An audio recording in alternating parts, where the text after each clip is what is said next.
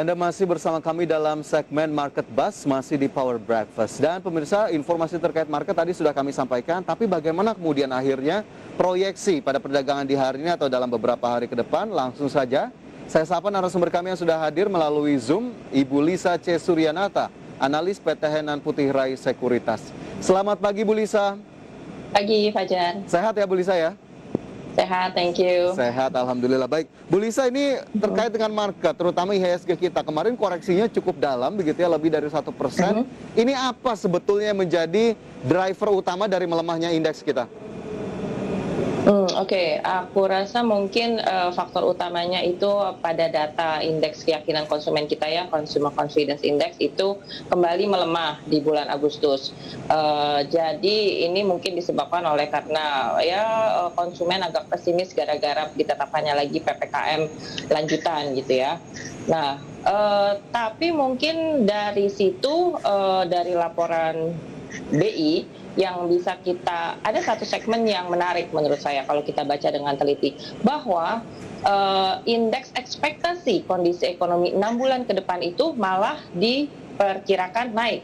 Jadi konsumen atau market itu melihat dalam 6 bulan ke depan diperkirakan ekspansi ekonomi akan lebih baik karena penanganan COVID itu lebih agresif dan kemudian juga vaksinasi, percepatan vaksinasi rate-nya itu juga akan lebih agresif juga. Semoga kita bisa mencapai herd immunity year end ini. Oke, jadi tadi ada IKK yang menjadi salah satu perhatian, kemudian indeks ekspektasi ternyata masih cukup positif, tapi vaksinasi juga menjadi salah satu hal penting yang juga diharapkan bisa mempercepat begitu ya, bagaimana kemudian pencapaian herd immunity. Masih banyak tentunya dari market kemarin yang akan saya tanyakan ke Bu Lisa, tapi saya sela dulu ke saham-saham pilihan atau rekomendasi di hari ini terlebih dahulu ya Bu Lisa ya. Tadi saya sudah dapat informasinya, ini pemirsa dapat Anda cermati juga di layar televisi. Ada 4 saham pilihan atau rekomendasi dari analis di hari ini, yakni Bu Lisa. Ada ASUS dengan rekomendasi buy, dengan level-level yang bisa diperhatikan, ada 1390, kemudian di 1480 juga bisa menjadi target terdekat dari ASUS. Kemudian Techkim target di 8200 hingga 8500.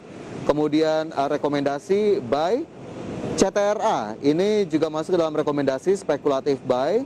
Kemudian INKP masuk dalam rekomendasi spekulatif buy dengan target terdekat di Rp8.600 per saham. Itu tadi 4 saham pilihan atau rekomendasi di hari ini pemirsa. Nanti saya akan gali lebih dalam lagi dari Ibu Lisa. Tapi kembali kita lanjutkan terkait dengan market terlebih dahulu tadi. Tapi apakah kemudian dari aktivitas jual beli kemarin Bu Lisa, adakah yang terlihat cukup signifikan sehingga akhirnya mendorong market kita justru turun ke bawah cukup dalam? Terdata kemarin net sell asing lumayan besar ya, tapi kalau kita lihat dari trennya selama 1 minggu, net foreign buy masih aman di kisaran 200-an miliar rupiah, masih ada net buy. Kemudian dari data 1 bulanan juga masih ada sekitar 4T, so konsolidasi ini mungkin pretty normal, mengingat juga sentimennya bukan saja dari dalam negeri ya, dari Amerika juga data payroll mereka kemarin ternyata unexpectedly turun jauh banget di bawah forecast ya. Dan selama bulan Agustus itu ternyata tingkat penyebaran COVID di Amerika itu tertinggi selama 8 bulan ya. Mereka kembali mencapai level kasus harian 100.000. So memang Delta varian ini masih kerap menyusahkan di beberapa bagian dunia gitu. Even Singapura juga kasus hariannya mencapai tertinggi dalam 1 tahun. So memang benar apa kata Jokowi, walaupun daily cases COVID kita itu sudah turun jauh, tapi kita jangan euforia dulu gitu, karena the whole world ini kita masih struggling gitu di situ. Dan jangan lupakan juga tren USD IDR kita yang kayaknya agak susah nih untuk bisa menguat di bawah 14.000. Kemarin terendah baru sekitar di support 14.180 sampai 14.140, udah rebound lagi ke 14.250 ya kalau nggak salah sekarang ini.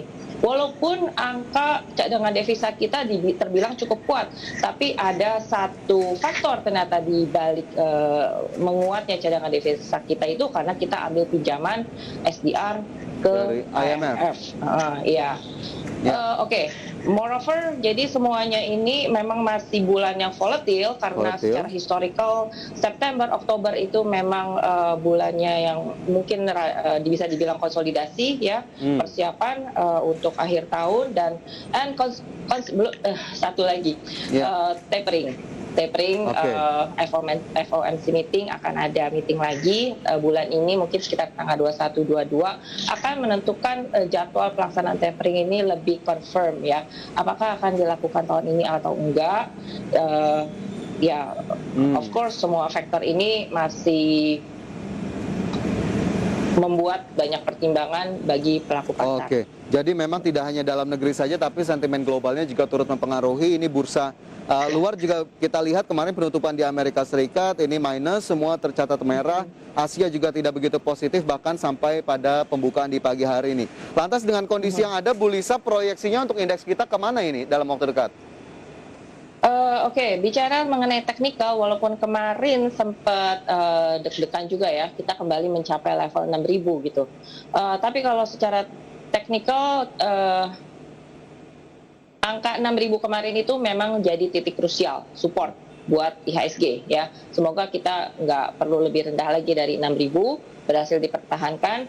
Namun untuk jika ada kemungkinan technical rebound, seandainya nih ada ya dalam beberapa waktu ke depan, maka para pelaku pasar perlu memperhatikan level-level resisten di sekitar 6.080 sampai 6.100. Itu dulu pintu pertamanya gitu ya. Dan kalau bisa menguat sampai ke 6130, apalagi kita mesti harus lebih pantau ketat, karena kalau nggak bisa lewat lagi, maksudnya mendingan sell on strength dulu di situ, karena ya trennya masih akan kemungkinan sideways lagi antara support 6.000 dan 6.100-an begini. Oke, sideways tadi 6.080, 6.100 bisa diperhatikan pemirsa, dan level 6.130-an yang juga tadi bisa dilihat, dan bahkan ada sell on strength yang juga bisa disarankan ataupun bisa dilakukan oleh Anda melihat berbagai target-target terdekat dari indeks harga saham gabungan yang kemarin ditutup di level 6.026.021.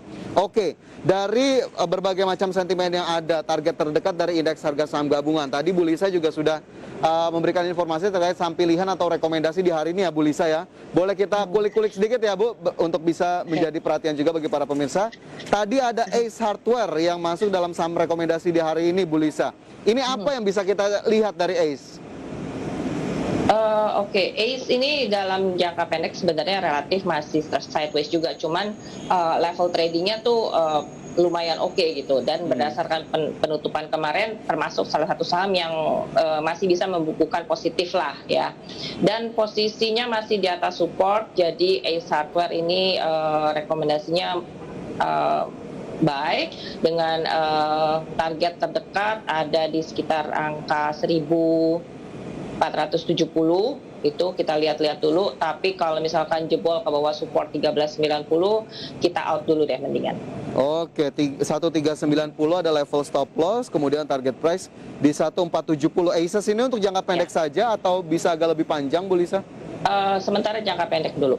Oke, short term atau jangka pendek untuk Aces yang ditutup di level 1410 pada perdagangan di Rabu kemarin. Itu untuk Aces pemirsa. Kita ke saham berikutnya yang juga masuk dalam saham rekomendasi di hari ini, ada Techim yang tadi juga target terdekatnya jika saya tidak salah 8.200 hingga 8.500. Rekomendasinya buy. Nah, apakah memang semenarik itu untuk Techim? Techim dan INKP sekalian aja saya bahas. Soalnya ini mereka setipe model pergerakannya. Dan saudara juga ya ini. Iya, dan saudara juga.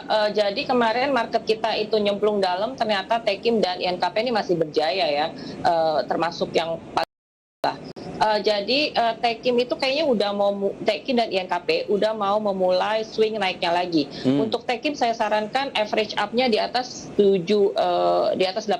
Nah, angka bulat itu sendiri juga jadi resisten psikologis. Kemudian naiknya bertahap 9.000 and then 9.500 ya. tadi berapa, Tekim, ya. yang sebelumnya 8.200. Targetnya Oke. berapa? Oke, ada Tekim average up tadi Oke. level-levelnya 8.000, kemudian 9.000 hingga 9.500. Melihat Ya, Tekim di oke. 7.625. Tapi sekarang saat Oke. yang cukup tepat jika melihat harga kemarin, Bu Lisa, atau seperti apa ini?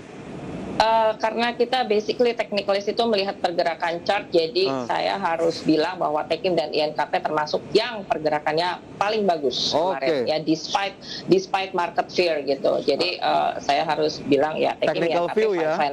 fine aja untuk dibeli. Tapi untuk kepentingan risk atau money management ya sesuaikan dengan preferensi atau keberanian masing-masing trader untuk alokasinya maksud saya.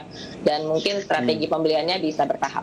Oke, strategi pembelian bisa bertahap. Secara technical view ini masih cukup oke. INKP tadi yang belum disebutkan, Bu Lisa, sama levelnya di berapa INKP ini? juga sama, kayaknya swing naiknya ini lumayan termaintain gitu. Dan targetnya di sekitar 8.600. Kayaknya mau memulai uptrend jangka pendek. Oke, ingin memulai uptrend jangka pendek. INKP view-nya sepertinya kurang lebih cukup sama dengan saudaranya tadi Tekim yang secara teknikal ternyata cukup menarik. Baik, itu bisa Anda catat pemirsa. Dan Bu Lisa, kita tahan dulu seperti yang tadi saya sebutkan.